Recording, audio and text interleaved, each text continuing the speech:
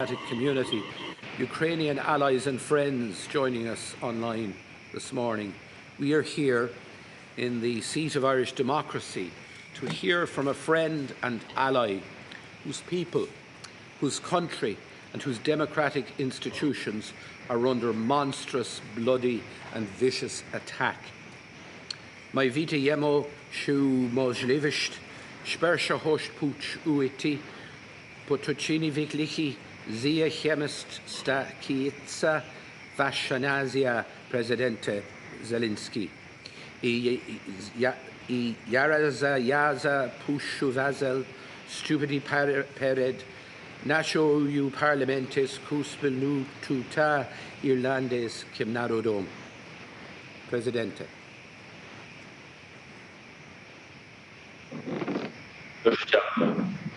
Thank you very much, Mr. Speaker, Mr. Taoiseach, dear senators and members of the Parliament, dear people of Ireland. This night, our territory was again hit by Russian missiles. It was done cunningly, and it hit civilian infrastructure. The new fuel storage depot was hit, and this is viewed by Russia as a target, and this is their attribute. They're destroying things that are sustaining livelihoods to people.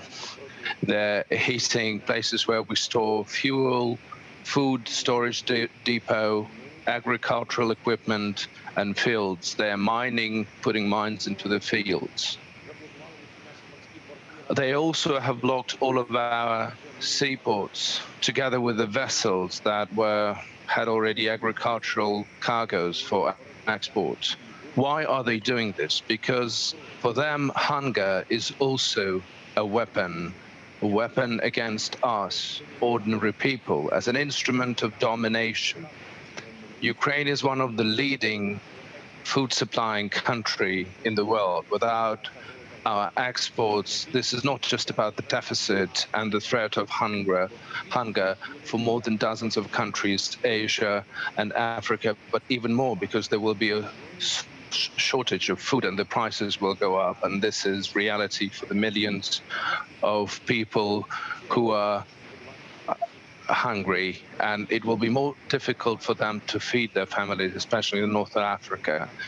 They are undermining our seed time, they're destroying our infrastructure, and they're deliberately provoking the food crisis. And what will happen as the result of this crisis? At least there will be political turbulence, and as maximum the binges of violence and new refugees who will be looking for saving their lives. Russia is using this hunger weapon. The worst thing is the city of Mariupol. There's 500,000 inhabitant city was put under siege, and they have blocked the access from the soil, from the sea. They are blocking the humanitarian cargo. They are not allowing anything to come through, neither water nor medication. While it was snowing, people could melt the snow to get water. Now they don't have even that. So they are bombing 24/7, airstrikes, bombings in Mariupol. There is no single house left intact in a 500,000 city. None. The dead and killed was simply buried in the yards of the condominiums. And in many cases, they couldn't even do that. The bodies were just left there lying on the streets in the remnants of the buildings and the basements. And we don't know how many citizens of Mariupol have been killed by Russia, but we know for sure that this was part of a general occupation tactics. They have done the same, or they have attempted to do the same with the city of Chernihiv, with the city of Sumy, city of Ochtyrka, Kharkiv, Izum, Volnovakh, and many other Ukrainian cities. Maybe you have not heard those geographic names yet, but this is about millions of people that Russia was trying to destroy, continue to do so. When you hear these things, it may seem that this is not possible. It may seem that none in the present day world will dare to do that, but these are real facts. The fact is that Mariupol cities were drawing the maps of how to find the bodies of the dead who were buried in their yards. The fact is that Russian occupants were killing people on the roads when they were trying to escape the blocked cities. Until today, on the Ukrainian highways, we have hundreds of shot and burned cars. The fact is that Russian soldiers were not even trying to take these bodies out of the streets. While Bucha and Irpin was under occupation, these dead bodies were simply lying on the streets, on the sideways, in the yards of the houses, anywhere. The fact is that in the 42 days of the all-out Russian war, at least 167 children were killed in Ukraine. We don't know yet all the atrocities of Mariupol and the victims in other areas of Ukraine where the fighting is still going on. The fact is that as a result of Russian shelling, 927 educational institutions were damaged, 258 hospitals. They even shot at 78 ambulances. They were targeting even churches and shelters that they knew for sure that there is nobody but women and children, and this is a fact. The country which is doing this doesn't deserve to be in the circle of the civilized countries. It should be held responsible for everything they have done in the Ukrainian soil. They have come to Ukraine as a colonizing army. Their state propagandists and their politicians are not even concealing what they want. In the 21st century, they're looking at their country as a colonial empire who allegedly has the right to subdue neighboring people and destroy the foundations of their independent life, destroy their identity, everything that makes us Ukrainians. Russian soldiers deliberately were looking for and killing teachers in the occupied districts. They are abducting local government leaders and they're killing community leaders. Together with the Russian army, there were special groups coming in who were trying to destroy any political opposition. Now, when we're hearing new rhetoric about the sanctions against Russian opposition, I can't tolerate any indecisiveness after everything that we have gone through in Ukraine, after everything that Russian troops have done. Today, when the whole world knows about the crimes against our people, we still have to convince even some of the European companies to abandon Russian market. We still have to convince Russian foreign politicians that we need to cut any ties of global banks, of Russian banks with the global financial system. We still have to convince Europe that Russian oil cannot feed Russian military machinery with new sources of funding. Ladies and gentlemen, the people of Ireland, since the very first days you are supporting good, you are supporting Ukraine, and this is a fact. You did not doubt starting helping us. You began doing this right away. And although you are a neutral country, you have not remained neutral to the disaster and to the mishaps that Russia has brought to Ukraine. I'm grateful to you, to every citizen of Ireland. Thank you for supporting sanctions against Russia.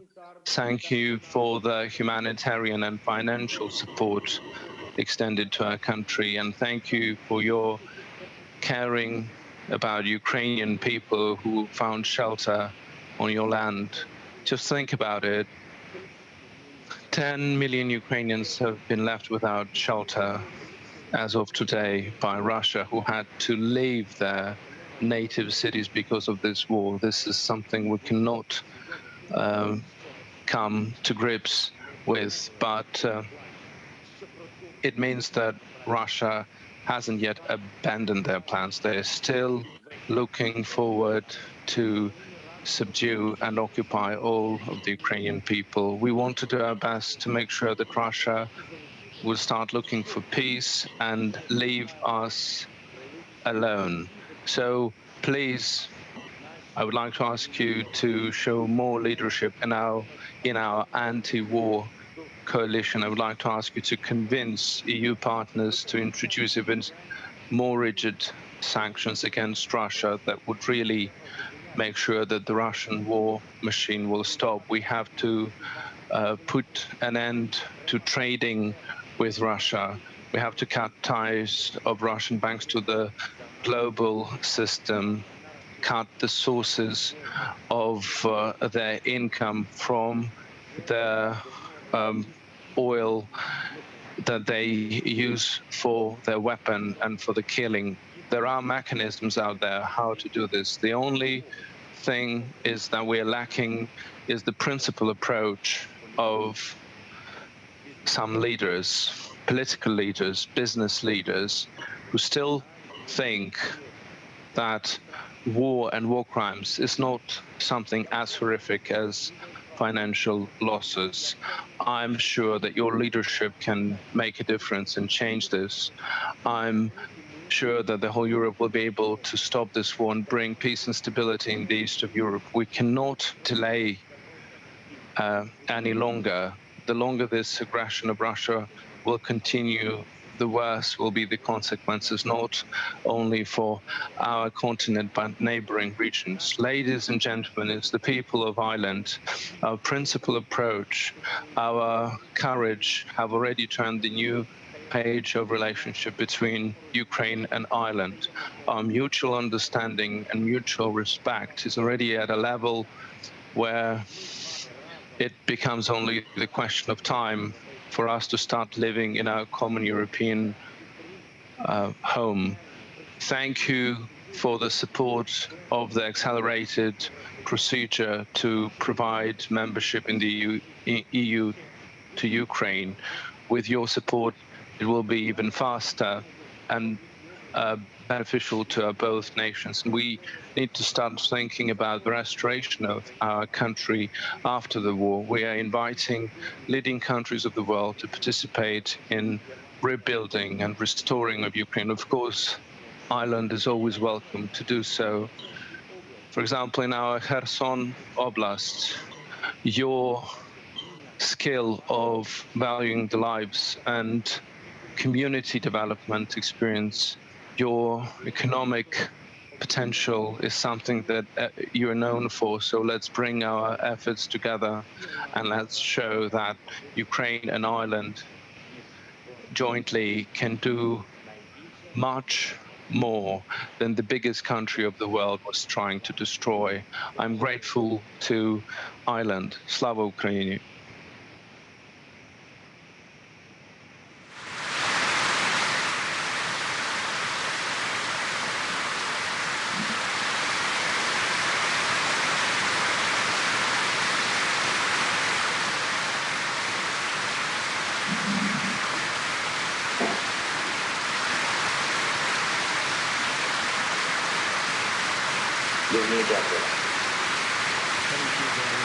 Thank you very much.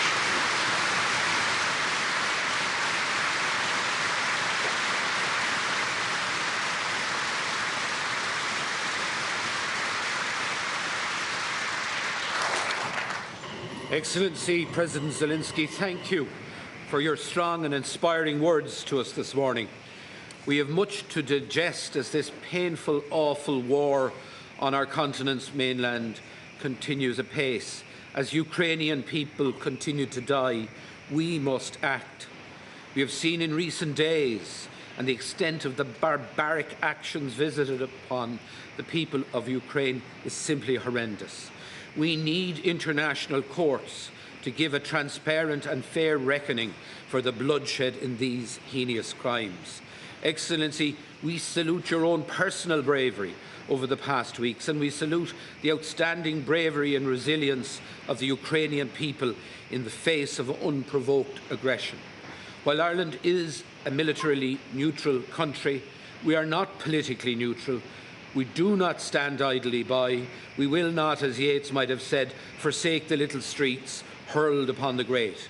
We will continue to offer practical, on-the-ground support for our Ukrainian friends. We will also continue to welcome those forced to leave Ukraine seeking safety on foreign shores. Mr. President, we Irish are aware of the pain of separation, the loss of our people to distant lands. At this challenging time, those forced to leave Ukraine are welcome here in Ireland, and they will be supported and assisted until such time as they are free to return to rebuild their damaged homeland, an exercise that we will help you with.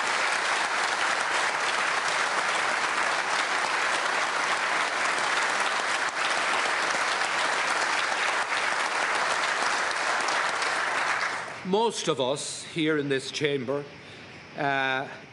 became involved in politics and public life because we trust in people, and we believe that most people, are fundamentally good.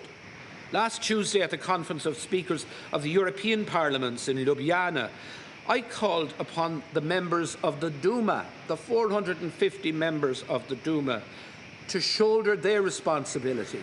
The law of averages would suggest that amongst the 450 members of that Parliament, there must be people who can see through the lies, the fake news, the propaganda and the manipulation, and they must now find their courage that the Ukrainian people demonstrate on a daily basis. They must speak up, speak out, take their courage and reject the leadership that they currently have.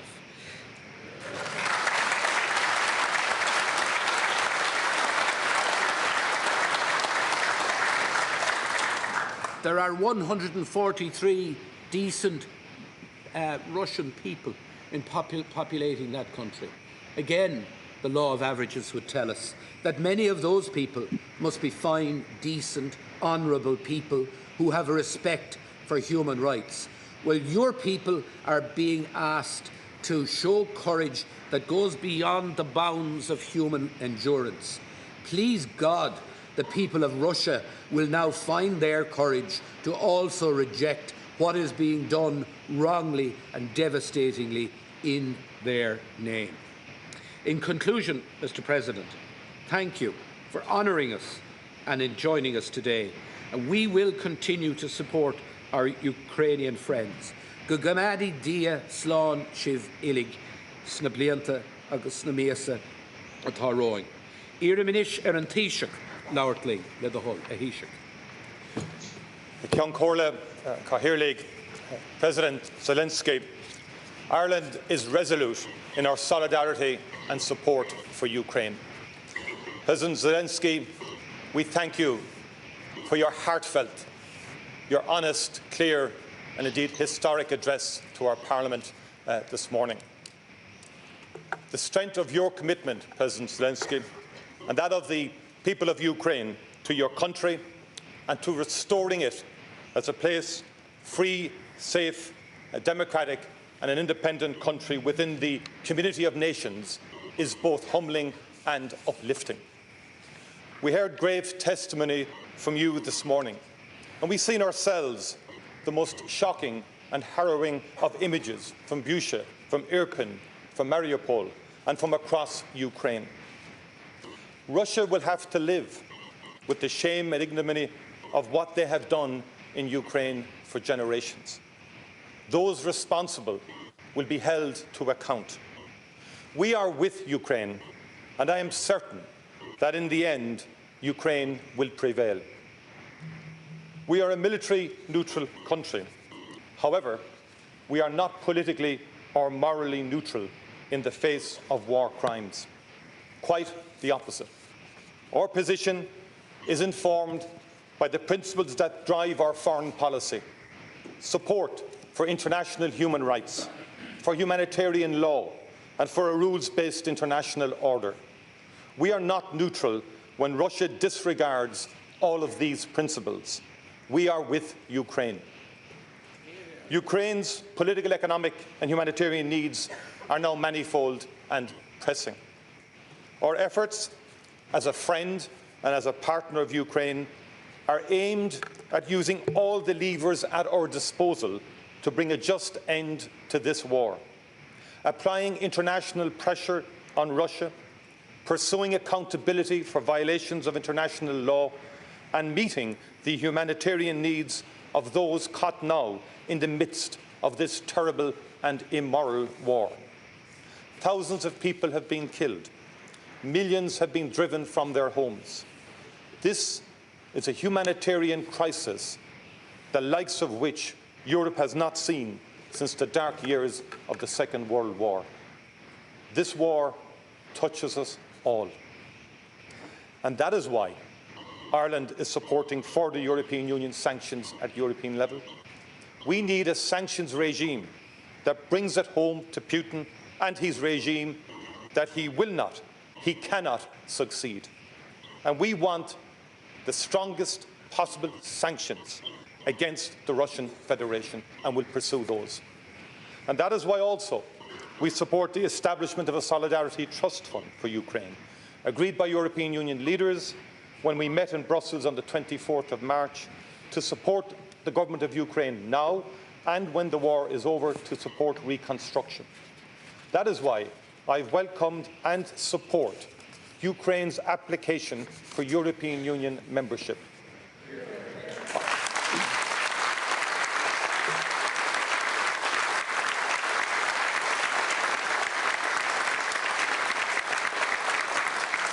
I welcome that application, and I reiterate our support again this morning in this House for it.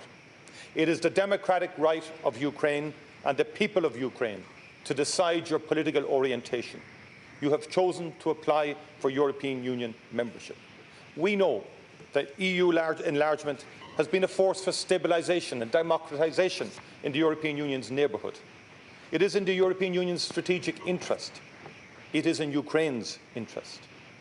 As I said to you, President Zelensky, when we spoke on the 16th of March, I will continue to support Ukraine's case. And that is why also we have committed €20 million in direct humanitarian funding, delivered through proven international agencies active on the ground, and we will do more.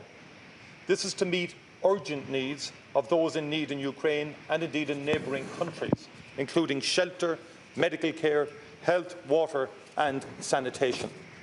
As well as financial support, through a collaborative effort, we are in the process of delivering medical equipment, including ambulances, ultrasound machines, mobile X-ray machines, ventilators and incubators. On the 26th and the 28th of March, 2 dispatches of urgently required medical equipment left Ireland, and more will follow. That is why Ireland has contributed our full share to the European Peace Facility's €1 billion military assistance package for Ukraine. We've also provided ready provisions and body armour to the Ukrainian military. We will also continue, President Zelensky, to support any avenue that can lead to an immediate ceasefire. In light of what has been revealed in the areas from which Russian troops have withdrawn, that task will now be even more difficult. I therefore especially commend your commitment, President Zelensky, to continuing to try, despite the enormous challenges you face. Please know that we are with you in that task, and that we stand ready to contribute to and to support any initiative which can lead to a just peace for the people of Ukraine. But I know that the people of Mariupol cannot wait for talks to conclude. Their needs are too urgent. We need to see genuine humanitarian corridors opened and implemented. Ireland, along with our partners, will continue to support any sincere efforts at the United Nations to ensure safe and unhindered access of humanitarian assistance. Thousands of Ukrainians have arrived in Ireland since the start of this war. And if I may address these words to them, and I know that the Ambassador of Ukraine, Larisa Gerasko, is here in the gallery for today's debate.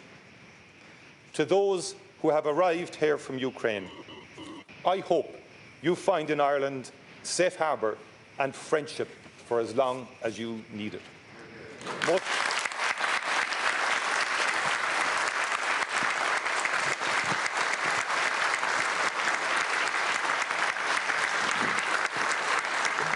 Most of you, I know, look forward to the day when you can return to a peaceful and free Ukraine, to the family and friends that you've left behind. That day will come. In the meantime, our home is your home. The war in Ukraine has sparked a crisis the likes of which we have not seen in Europe for decades. It is no surprise to me that the Irish people have stood up to be counted in an unprecedented way in response. Over 18,000 Ukrainian people have arrived in Ireland. Dedicated reception facilities are in place to provide temporary protection and access to other services immediately on arrival. We are providing accommodation to those who have sought it, and we are ramping up our efforts to meet the very challenging and increasing demands. We are also working to ensure that other supports are available to people arriving here, including access to health, social care, services and education. New arrivals are also being registered to ensure that they can access income supports as needed. The heartfelt response of people across Ireland is clear in the whole range of initiatives at community level. I would like to thank all of the people who have opened their hearts and in some cases their homes to people from Ukraine.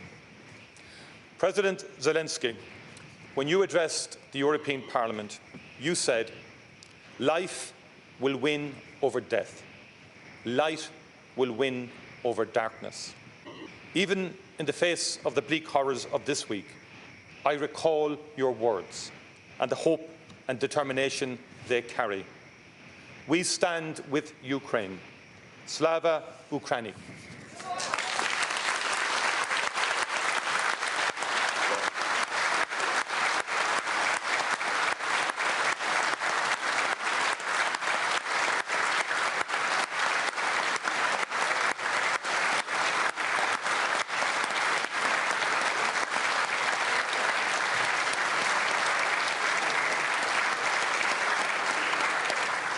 Now, President Zelensky can no longer remain online with us, but this debate will be followed, obviously, in Ukraine. So our next contributor is Antáiste Varadkar.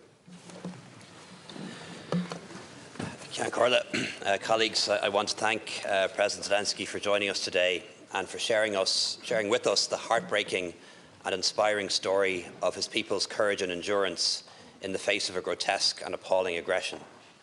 I think it's fair to say that his words moved us, they inspired us, and they also shamed us and the rest of the world for not doing more sooner. And thankfully, because of the brave Ukrainian resistance, there is still time.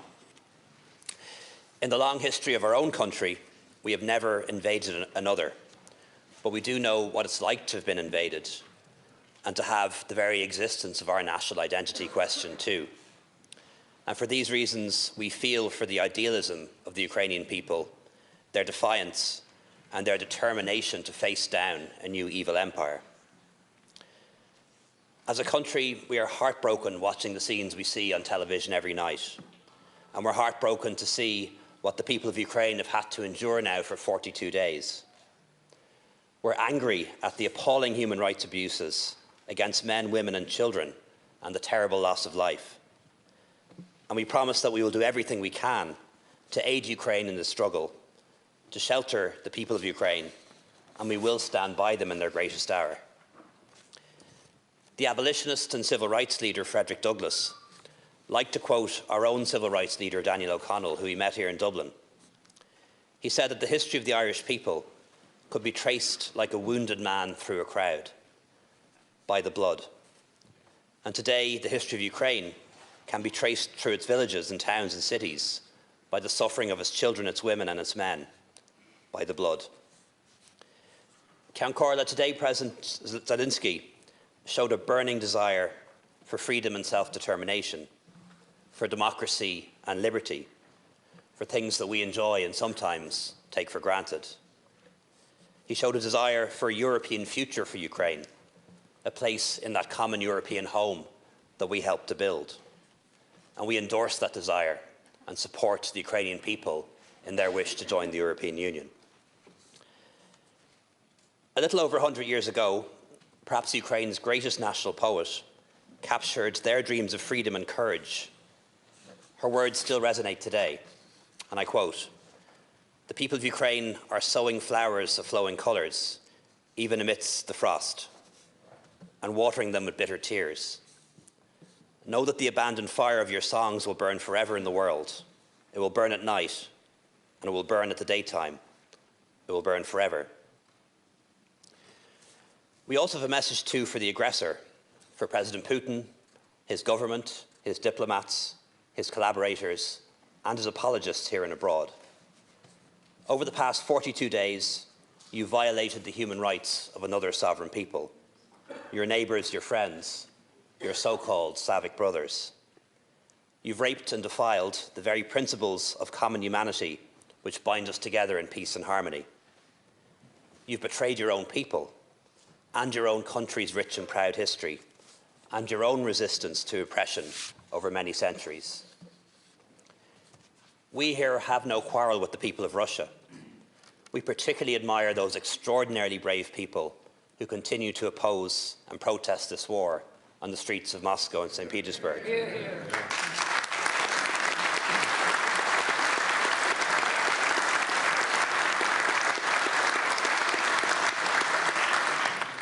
But for those responsible for this conflict, we have a simple message from this House. Your actions will never be forgotten. They will never be forgiven. Thanks to the power of modern media, we've seen what you've done. You've made yourselves outcasts in the international community. You've strengthened Ukrainian national identity. You've united Europe and the West. And you've made our values shine brighter ever still. We are a small country, but we have a voice. And today, we say to the world that Ireland stands with Ukraine. Our hopes, our thoughts, our prayers are with the men, women and children of Ukraine, today and tomorrow and forever. We know you will prevail. Slava Ukraini.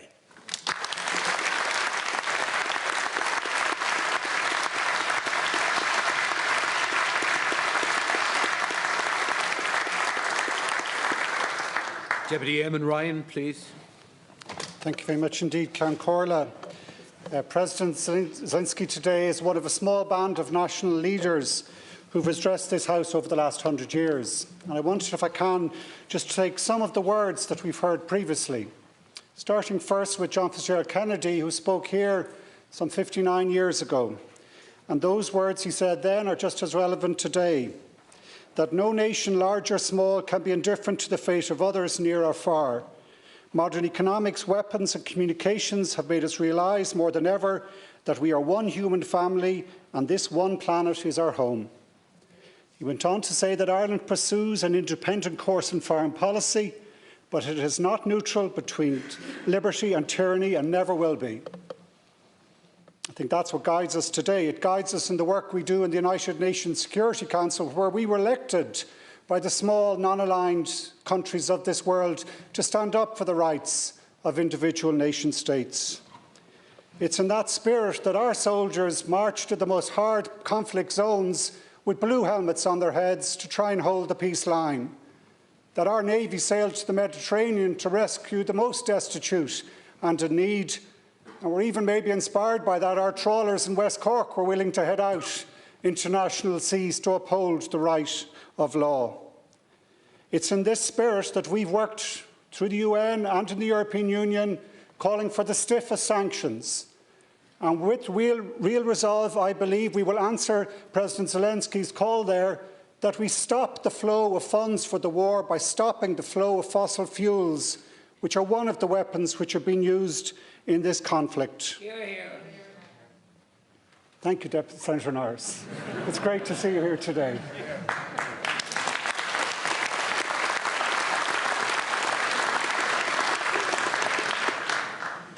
That's the spirit as well, that we have people from our country going now to bring humanitarian aid, with medicines to tend the wounded, with meals to feed those hungry that President Zelensky spoke about, and with defensive shields against the weapons of war.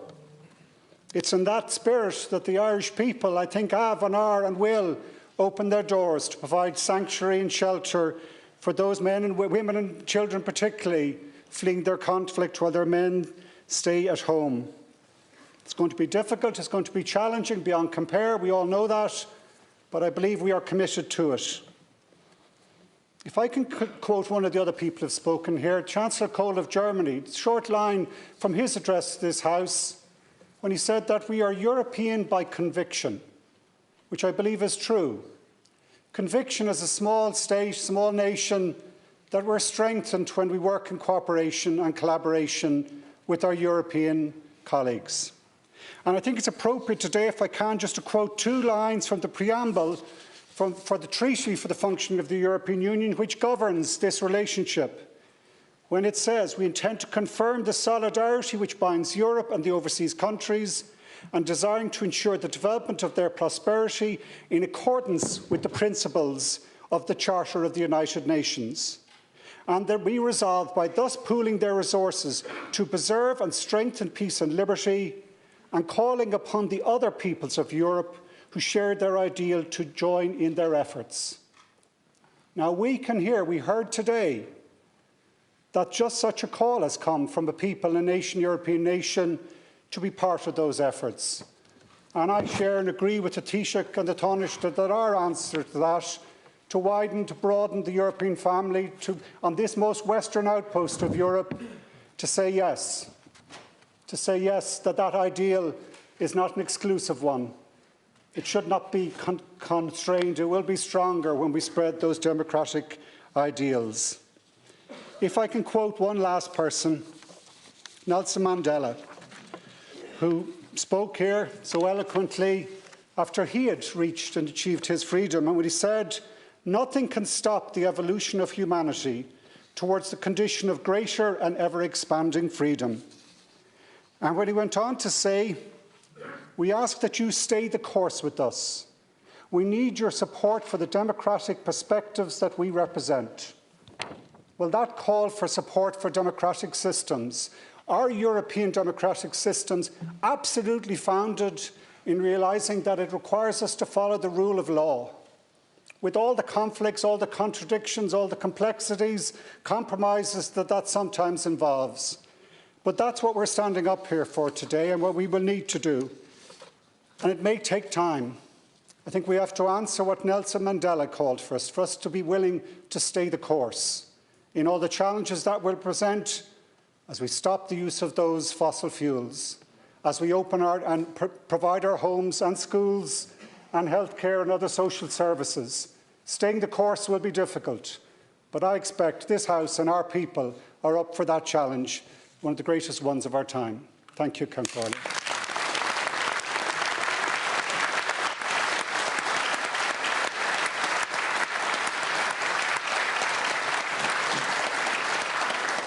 Now, Deputy Mary Lou MacDonald, please.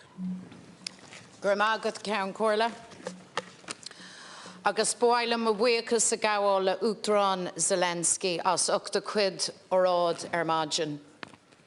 Want to extend our deep appreciation and gratitude to President Zelensky for his address on this historic day. I want to acknowledge the presence of the diplomatic corps, but in particular our friend Ambassador Goresko and her staff, and I want to pay you particular commendation for your work in these very trying times.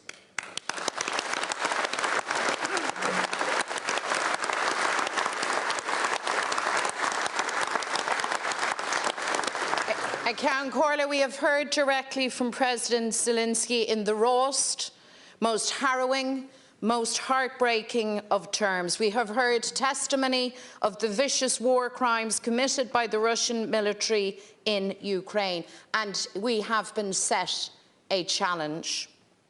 Innocent civilians have been executed with their arms tied behind their backs.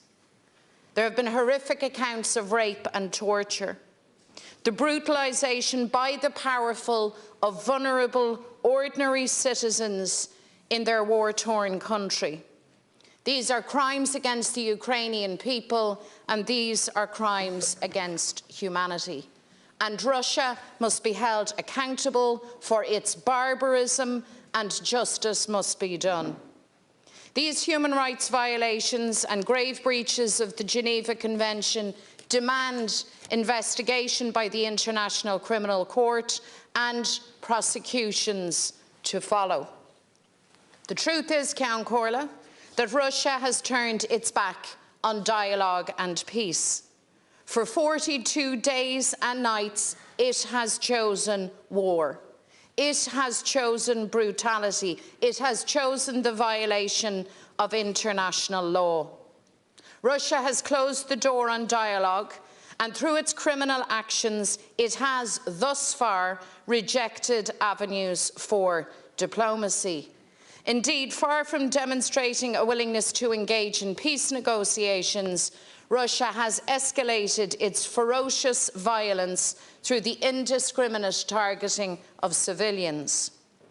But all the while, Ceann Comhairle, the Russian embassy in Ireland and Ambassador Yuri Filatov have acted as unwavering and unapologetic propagandists for his country's illegal invasion of Ukraine. Yesterday, in the face of evidence of Russian war crimes in Bucha and areas surrounding Kyiv, they claimed that this evidence was fabricated. They described it as another stage of the disinformation war against Russia. I believe this shameful response demonstrates the depths to which the Putin regime will stoop to justify the savagery of Russia's military aggression. The Russian ambassador wants us to ignore the evidence before our very eyes.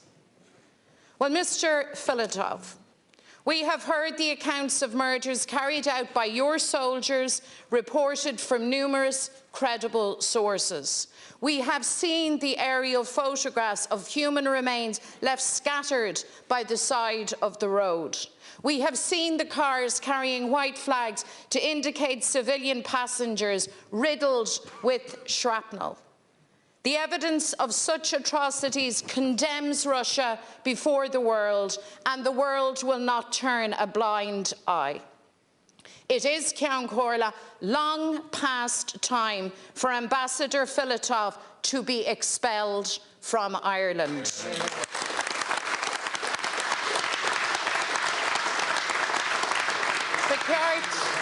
Beceart Ambassador Narusha Gaharan a chur awalia inish Caharan Realtas Sho a Dhéanamh Gan Will. Yesterday, Lithuania became the first EU member state to expel its ambassador from Russia. They did this as an action to uphold human rights, to uphold justice. I commend them for it, and I believe our country should follow suit. I believe this would be a most powerful action as a military, neutral, non-aligned state, as we too stand for human rights and justice, and I call on the Taoiseach and government to act now. And of course we must do more. The people of Ireland stand with Ukraine. We strongly support Ukraine's stated desire to join the European Union. We must respond to the humanitarian crisis by providing refuge to those fleeing for their lives. And of course, as an elected member of the UN Security Council, we must use every available avenue to press for the de-escalation of conflict, for a ceasefire, for dialogue, and for a Russian withdrawal and an end to this terrible war.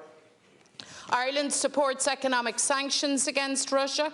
We must intensify those. We should not have to convince anybody of the need to hit the Russian elites and oligarchs in every possible way. The revelations of these war crimes and atrocities demand that intensification of sanctions. I want to welcome, Ceann Comhairle, the announcement by EU Commission President Ursula von der Leyen of a new round of measures, including the ban on the import of Russian coal, the transaction ban on 4 Russian banks, and the ban on Russian vessels from EU ports. The impact of these sanctions creates a real economic challenge for Ireland and across the EU, but Russia and Vladimir Putin must feel the full weight and consequences of this invasion.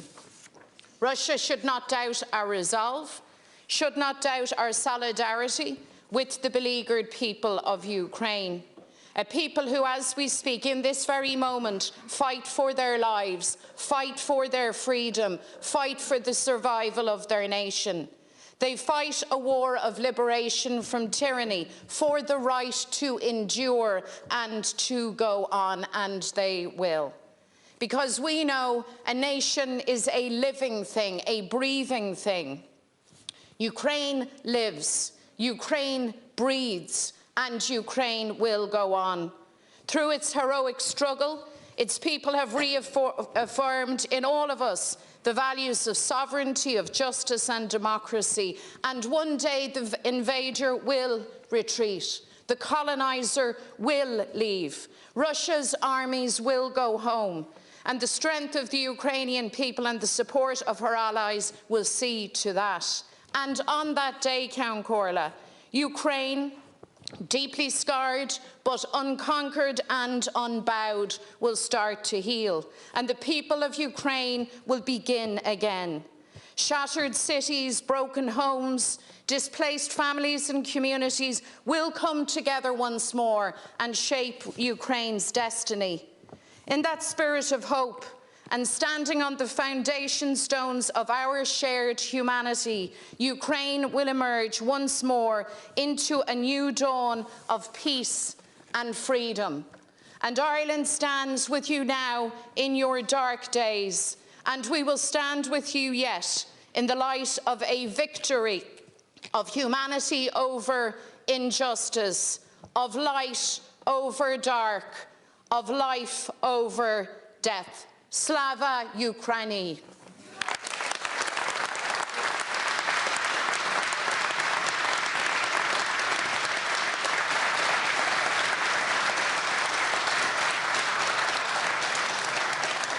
Deputy Ivana Bacik, please. Guramahagut. Ceann Comhairle, we have been honoured to listen to President Zelenskyy's powerful address on behalf of his people today. And on behalf of Labour, I want to pay tribute to his immense courage under fire. And I also want to pay special tribute to our friend, the Ambassador, Her Excellency Larissa Garasko from Ukraine, for her steadfast advocacy on behalf of her country. Fáilte Róit, Ambassador. Ambassador, as the brutal Russian invasion continues, we have learned this week about the carrying out of horrific war crimes in Bucha. We learn about the ongoing and appalling siege of the civilians in Mariupol and the atrocities that are being committed by Russian forces across your peaceful democratic country. And these reports have horrified us all and show the need for an intensification of our collective response. So while we in Labour welcome news of a 5th round of EU sanctions and welcomed last week, Taoiseach, the expulsion of 4 diplomatic staff from the embassy here, we believe now that stronger measures need to be taken. And indeed, President Zelensky has called upon us to do that and has told us that our leadership can make a difference. So we are calling now for the expulsion of the Russian ambassador from Ireland as he continues to deny, mount brazen denials of the truth of what is happening in Ukraine and what his government are doing to the people of Ukraine. And We are calling for strong support for Ukraine's expedited accession to the EU, a full embargo on Russian oil and gas to join with the welcome move on coal, urgent initiation of investigations into Russian war crimes against civilians, including crimes of sexual violence against women that we're hearing such appalling reports about. We're calling for the speedy passage into law of Brendan Howland's Magnitsky legislation that we in Labour pushed and brought forward in this House last December, and the exclusion of the remaining Russian banks from the SWIFT system, and measures to ensure that secondary sanctions cannot be sidestepped. And we're also calling on a ban on all Russian ships docking in Irish ports at a week when we see worrying reports of a Russian-registered vessel docking in Dublin port this week. Let's be clear. Putin has shown that he wants to wipe Ukraine off the map. And Ambassador, he wants to abolish your culture and your country's history. But Putin must fail, and Putin will fail. At the outset of this illegal and brutal invasion nearly 6 weeks ago, I called a protest against the Russian embassy. I called then for the expulsion of the Russian ambassador, and I spoke about our solidarity as the Irish people with Ukraine. Since then, the solidarity here in Ireland has strengthened. We've seen it evident at the funeral of the brave journalist Pierre Zakrzewski, who died in Ukraine, killed by Russian forces. We've seen it in communities across Ireland which have rolled out such a warm welcome and have offered sanctuary to so many refugees fleeing terror and war in Ukraine. And we continue to show that solidarity. And it is real. We stand with Ukraine. We stand with you as your country battles barbarism. We will stand with you as Ukraine is rebuilt, as we see the cities of Mariupol, of Bucha, of Kharkiv and Sumy being rebuilt. As an independent and united Ukraine becomes part of a better, stronger Europe. We stand with you in your current struggles, in your hardship and in your devastation. And we will be with you as you rebuild your country, a country so close to our hearts and so close to the future of Europe. We stand with you, Ukraine. Slavo Ukraini.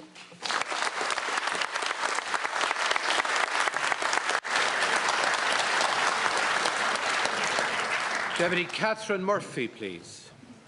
I want to thank President Zelensky for his historic address to the Houses of the Oireachtas at this time of great peril for him personally and for the people of Ukraine. Strength, courage and resilience of President Zelensky and of the Ukrainian people has been an inspiration, not just for us here in Ireland, but for people all over the world.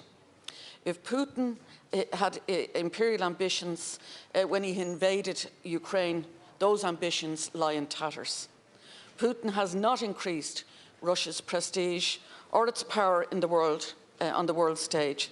His despotic leadership has sapped its influence, destroyed its economy and turned Russia into a pariah state. It will remain a pariah state as long as Putin remains in power.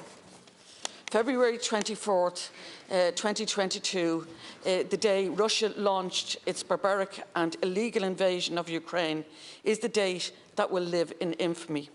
Since then, the Ukrainian people have faced a relentless barrage of bombs, of bullets, of missiles, mortars and rockets. War crimes have been committed on a daily basis. Maternity hospitals, schools, care homes and residential buildings have all been targeted. They have tried to wipe whole cities like Mariupol off the map. The latest horrors revealed in Bucha, the torture and summary execution of hundreds of innocent civilians, are a gross affront to all of our collective humanity. Ireland stands united with Ukraine and the Ukrainian people against this callous barbarism and depravity. Putin's lies and propaganda hold no sway here. He and his regime must be held accountable.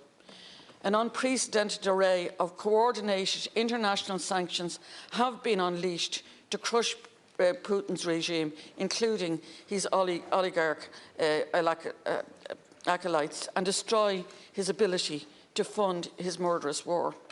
We must go further. We must ensure that those sanctions are absolutely copper-fastened. The EU must now also wean itself off Russian oil and gas, Putin's last economic lifeline. While Russia is starved of economic support, financial support from the international community must flow into Ukraine. What Putin has destroyed, Ukraine's allies must help to rebuild. Humanitarian relief and support for the unprecedented number of refugees fleeing the war must also be sustained unwavering. This support from the Irish people was instantaneous and it was overwhelming. They have welcomed thousands of Ukrainians into communities all over Ireland and will continue to do so. The history of this country, the struggles of its people and the fight for our own sovereignty mean the Irish people empathise with Ukraine and the battle for democracy, freedom and the right to self-determination. Putin's murderous aggression will fail, but the empathy, friendship and solidarity between Ireland and Ukraine will strengthen and endure. Thank you.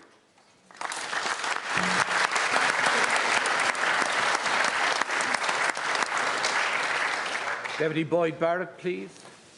Count Corla, I'd like to thank President Zelensky for his address and extend the solidarity of people before profit to the people of Ukraine. We must all join in condemning the barbaric invasion by Vladimir Putin's forces of Ukraine, and we must demand accountability for the horrific crimes against humanity and war crimes that he is undoubtedly guilty of. There can be no doubt that the horrific scenes we saw in Bucha, that we're seeing in Mariupol and elsewhere are war crimes, and Vladimir Putin should be held accountable for them. The people of Ukraine are victims of a barbaric and unjustified imperialist invasion. Russia should end this bloody invasion and allow the people of Ukraine to determine their own future. It is absolutely right that we extend refuge to those who are fleeing Putin's bloody war in Ukraine, and indeed we should assist Ukraine in the reconstruction that it will need after this bloody invasion by immediately cancelling the debt of Ukraine, which will be a significant obstacle to that reconstruction. However, we feel duty-bound to say that we reject completely attempts by some in the government and some commentators to suggest that the crisis in Ukraine is a reason to abandon or weaken Ireland's military neutrality, or to move closer to the NATO military alliance, or we reject completely any idea that NATO involvement or escalation of this war would be anything other than a disaster that would threaten a wider European war or even a nuclear conflict.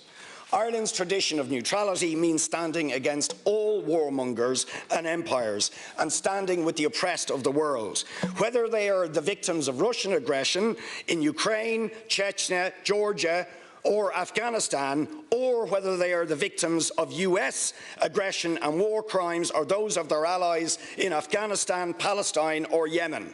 Putin is undoubtedly guilty of war crimes for his unjustified invasion of Ukraine, but so also are the United States and the UK and some of their allies for their unjustified wars in Iraq and Afghanistan, for which they have never been held accountable.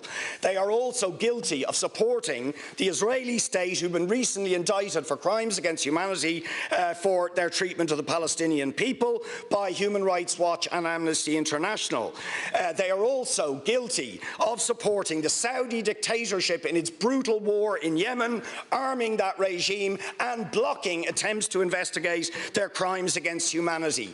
We have no credibility in condemning, as we must, the crimes against humanity in Ukraine if we do not simultaneously oppose and condemn and demand accountability for all crimes against humanity, whether they are in Ukraine, whether they are in Georgia, whether they are in Afghanistan, whether they are in Palestine, whether they are in Yemen. We will not eliminate crimes against humanity, warmongering or imperialism by being selective in our opposition to it. So we stand in the tradition of James Connolly and the founders of this state, who say we always stand with the oppressed, whether it's Ukraine, whether it's Palestine, whether it's Yemen, but we oppose all warmongers, whether they are Western warmongers or Russian warmongers. Yep.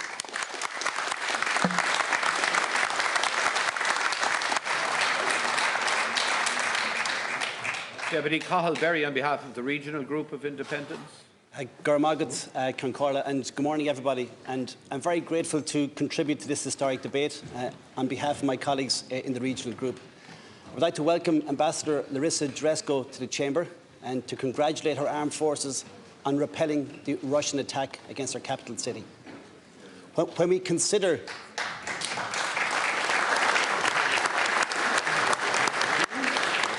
When we consider the atrocities that took place in Bucha only a few days ago, we shudder to think what would have occurred had Kyiv fallen to the Russians. I would also like to single out two ambassadors in the gallery, the Finnish and the Swedish ambassadors, both also representing neutral, military-neutral states, but who recognised from the get-go the extent of the treachery that was about to unfold and provided thousands of defensive, protective, anti-tank and anti-aircraft weapons to Ukraine to protect their cities and their civilian population.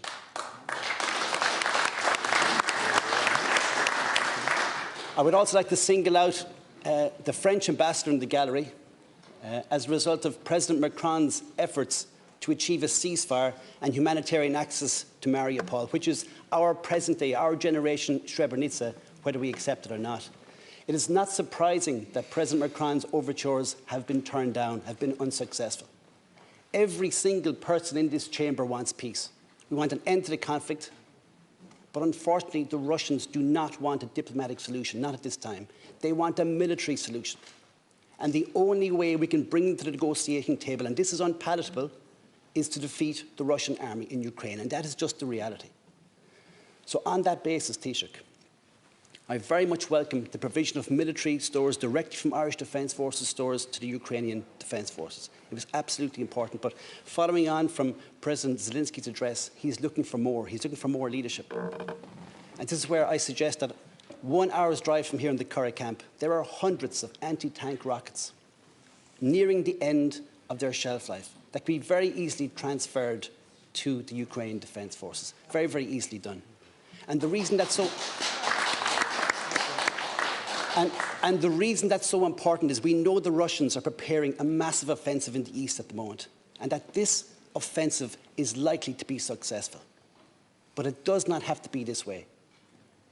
We've learned from the successful defence of Kyiv, that the future is not written in stone. That it is yet to be decided, and it can be determined not just by fate, but by the decisions and the actions of the people inside this chamber over the next few days. So what I say to you, Taoiseach, for precisely those reasons, I would urge you to send protective, defensive weapons to Ukraine, that we stop the Russian advance, that we drag them to the negotiation table, and that together that we alter the course of history. Slava Ukraine.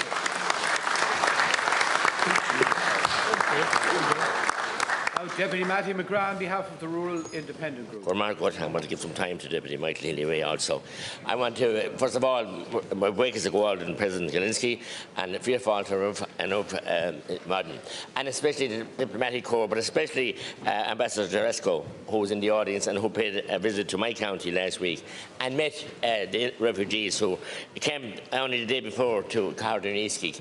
I want to thank the Irish people from the bottom of my heart on behalf of the Rural Independent Group for opening their hearts, their homes, in the spirit of the Mehel, as they always have done, anytime they have a need and ask. And indeed, every right-thinking person is praying to the man above, Almighty God, His Blessed Mother too, in this horrible, horrific war. It's an appalling vista, and what we've seen in recent days even makes it more appalling and more shuddering to imagine. But the Irish people have stood neutral, and I think neutral, militarily neutral, and we've stood as good stead. We've sent peacekeeping soldiers all over the world with the blue helmets, as has been referred to, and we're recognised for that all over the world, and we can play a huge part and a very important part in that role as well, I think, at this point in time. And I listened with interest to President Zelenskiy and his appeal for more support, and we can give more support, and we must give more support. As I said, the people are doing it, and we as as politicians must do it, and we must all put our shoulder to the wheel. But diplomatic pressure must be applied, more sanctions must be applied, and try and hit the Russian oligarchs and turn off the money machine to them. Because I believe there's double-speak going on all over the place. And there are other conflicts that we've chosen to ignore and are ongoing as well. I'm not going to get into that today. It's Ukrainians' Day, and very, very, very important that it would be.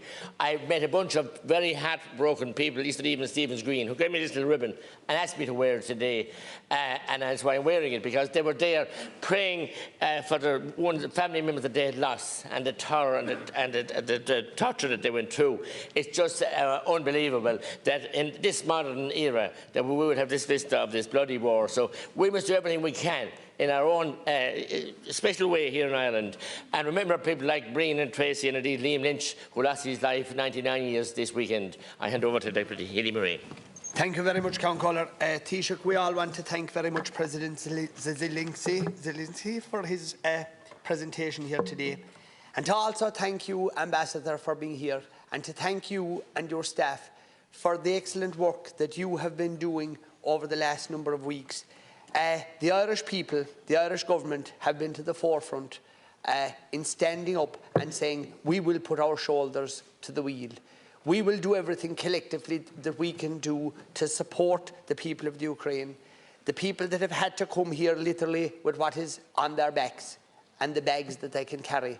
We never thought that we would witness such an event in our lifetimes. But I commend and I thank the government, the Department of Education, all the different agencies of the state for doing everything that they can do.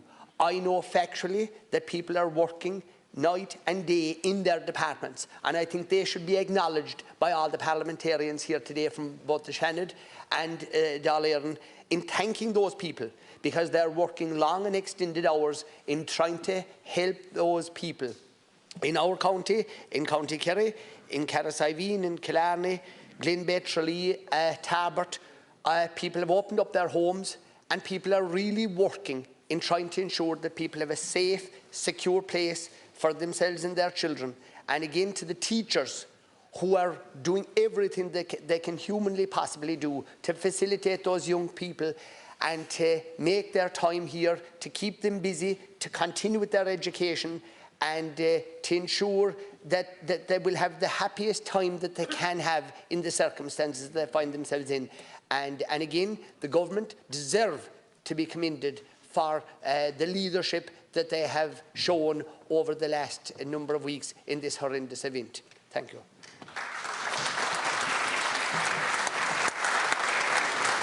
On behalf of the Dáil Independent Group, Deputy Marion Harkin. Thank you, Can Corla. First of all, can I welcome Ambassador Dresko to Dáil Éireann today.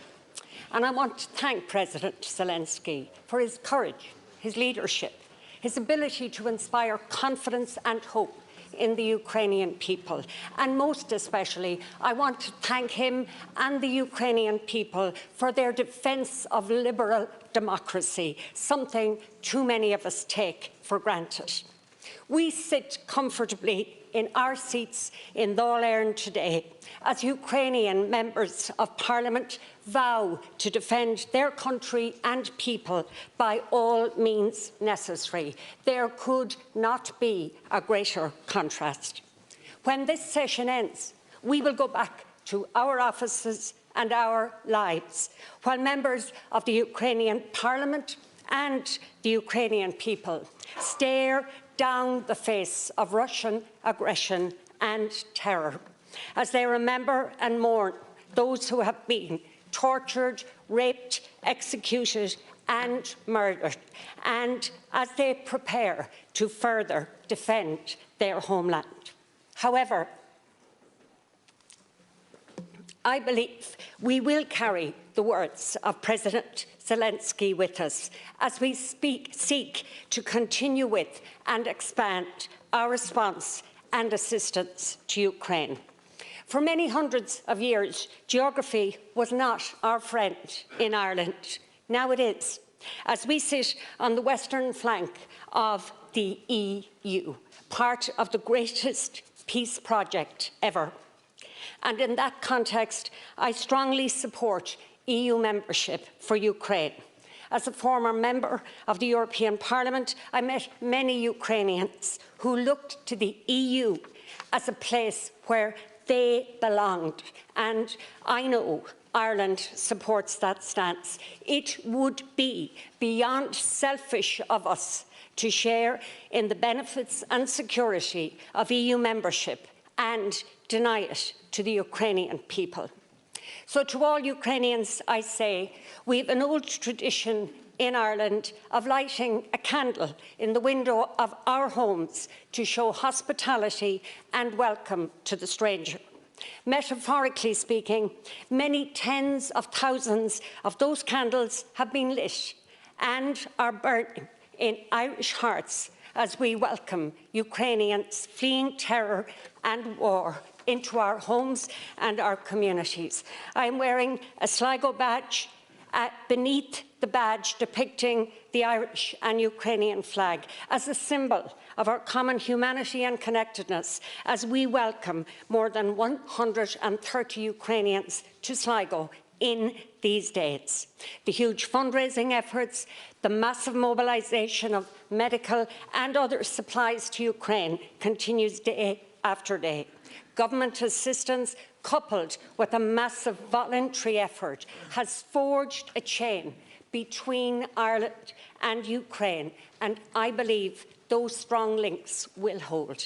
Finally, I believe Ireland will not be found wanting in strongly supporting and promoting humanitarian and peace initiatives, because all wars must end, and our focus must and will be with the Ukrainian people in finding a pathway to a lasting peace. Thank you.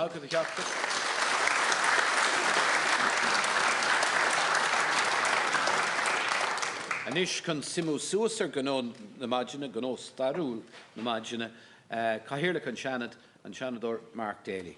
Gormagat Count Corla. On behalf of Shanad Éireann, I would ask you to join with me in welcoming 5-year-old Anastasia to the Parliament of our Republic.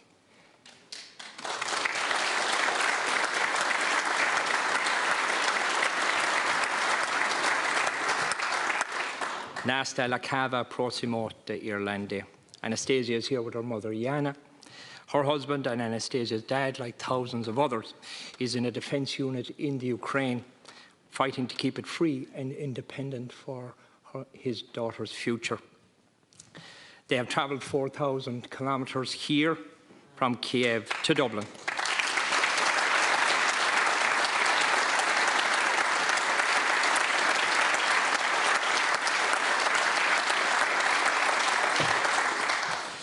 Having to leave their home under Russian artillery fire, we cannot imagine what they have gone through. We cannot imagine what it must feel like millions of their fellow Ukrainians having to seek safety in European countries. We cannot imagine what it must feel like to have your future so suddenly changed.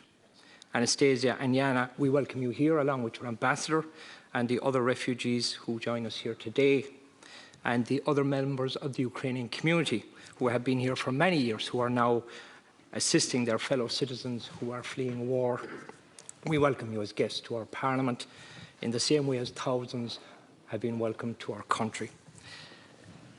We are many thousands of kilometres away this spring morning from their country, and we are all aware that as we sit here in Dublin, bombs and missiles are descending on those who remain.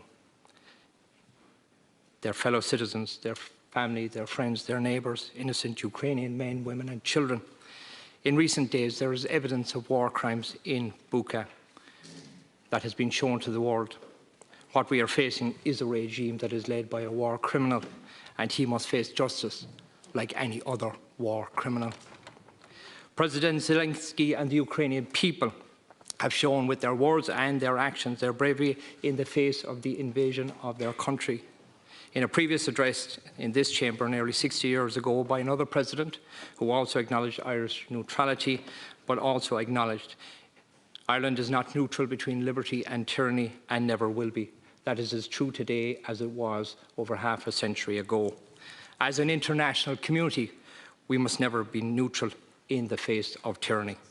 Finally, We work better when we work together. We can and we must do more. We must be relentless in our support for Ukraine, not just today, not just tomorrow, but until the war is won. Garmagweb Galer.